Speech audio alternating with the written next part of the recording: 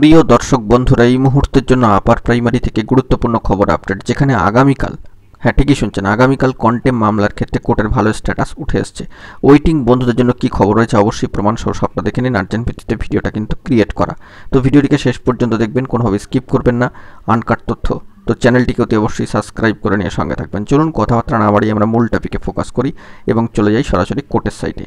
বন্ধুরা, আমরা চলে যাচ্ছি অন স্ক্রিনে, দেখতে পাচ্ছেন মহামান্য কলকাতা হাইকোর্টের অ্যাপিলিয়েটেড সাইট থেকে ডেলি কজ লিস্ট চলে এসেছে এবং আগামীকালকের জন্য, হ্যাঁ ঠিকই শুনছেন, আগামীকালকে কিন্তু 1 তারিখ অর্থাৎ মাসের শুরু, নতুন মাস কার্যত আজকে মাসের জুলাই মাসের শেষ প্রান্তে দাঁড়িয়ে আগামীকাল থেকে শুরু হচ্ছে অগস্ট মাসের 1 তারিখ এবং 1/8/2025 দিনটা অত্যন্ত গুরুত্বপূর্ণ। 8 ফেজ কাউন্সেলিংয়ের শিডিউল নোটিফিকেশন ইতিমধ্যে রয়েছে কমিশনের সাইটে, তা জারি হয়ে রয়েছে এক দফা, এবং সেক্ষেত্রে আগামীকালকের জন্য আবারও কিন্তু লক্ষ্য করা যাচ্ছে যে 11 নম্বর কোর্টে মহামান্য কলকাতা হাইকোর্টের division bench honourable justice Tapabrata Chakraborty মহাশয়, অনারেবল জাস্টিস পার্থ সারথী চ্যাটার্জি মহাশয়ের ডিভিশন বেঞ্চে গুরুত্বপূর্ণ নিউ কন্টেম্পট অ্যাপ্লিকেশনস কিন্তু রয়েছে এবং সরাসরি সেটি দেখতে পাচ্ছেন। প্রথমেই রয়েছে 1 অগস্ট 2025 জন্য at 2 PM shall take up some part and contempt matters।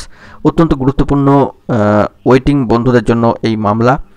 বেশ কিছু ওয়েটিং বন্ধুদের তরফ থেকে তৎপরতা নিয়ে, অত্যন্ত পজিটিভলি উদ্যোগ নিয়ে কিন্তু এই মামলা দাখিল করা হয়েছে, নিউ কন্টেম্পট অ্যাপ্লিকেশান, এবং সেই দিক থেকে এই বার্তায় উঠে আসছে কোর্টের সাইট থেকে ভালো একটি স্ট্যাটাস। 1/8/2025 অন at 2 PM অত্যন্ত গুরুত্বপূর্ণ নিউ কন্টেম্পট অ্যাপ্লিকেশান রয়েছে একেবারে উপরেই। তো সেই দিক থেকে দাঁড়িয়ে ডিভিশন বেঞ্চের এই স্ট্যাটাস উঠে আসলো আপাতত। তো আমাদেরকে আগামীকালকের দিকে কিন্তু কোর্টের সাইটে চোখ রাখতে হবে, দেখা যাক পরবর্তী ক্ষেত্রে কি আপডেট উঠে আসে ওয়েটিং বন্ধুদের জন্য। এখন এটুকুই, ভালো থাকবেন, চ্যানেলটিকে সাবস্ক্রাইব করে নিয়ে সঙ্গে থাকবেন, ধন্যবাদ।